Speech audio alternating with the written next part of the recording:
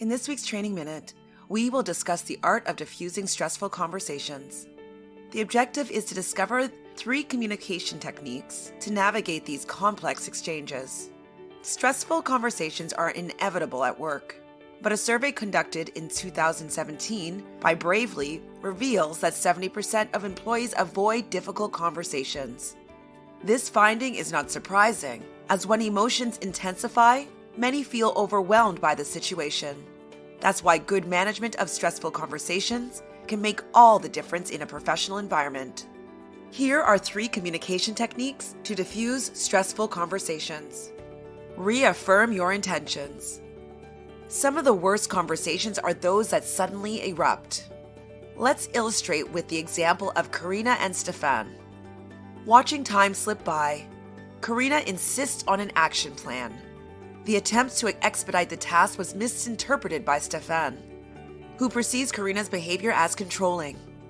Stefan continues the meeting by repeatedly responding in a dry tone, which makes Karina uncomfortable.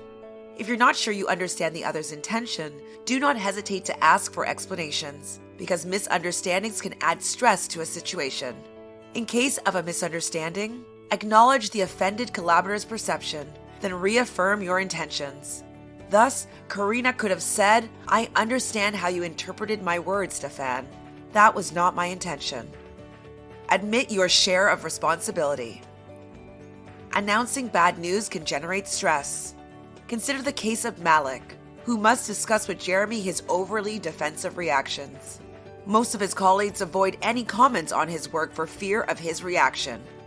This behavior pattern reflects the findings of the Bravely study in 2017, indicating that 53% of employees simply ignore toxic situations.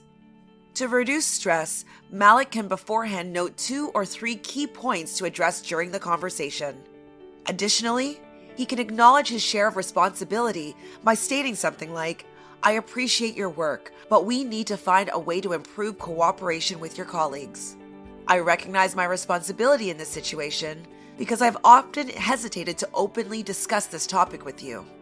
This approach values the relationship between the 2 parties and highlights Malik's responsibility in solving the problem. Confront the tactics. How should we act in the case of an aggressively stressful conversation where collaborators use all sorts of psychological tactics to destabilize their interlocutors? Consider the following example. During a presentation, Maeva's team is not able to answer basic questions from a client. Charles, seeking to understand, brings up the topic with his colleague. She quickly adopts an aggressive tone and uses tactics to divert the conversation, such as accusations and distortions of statements. The best way to diffuse this type of conversation is to name the manipulation tactic. Charles could have responded, "Maeva, I'm not sure how to address the subject as your perception of the events is very different from mine." By subtly naming the problematic behavior, Charles does not directly attack Maeva and avoids being the pawn of her tactics. There will never be a universal approach to stressful conversations, but you can prepare yourself with a set of key phrases ready to be used. We have now reached the end of this week's Training Minute. See you next week.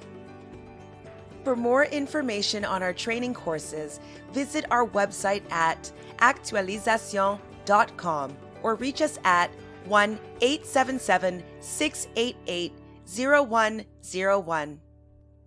Actualisation, training and consulting since 1970.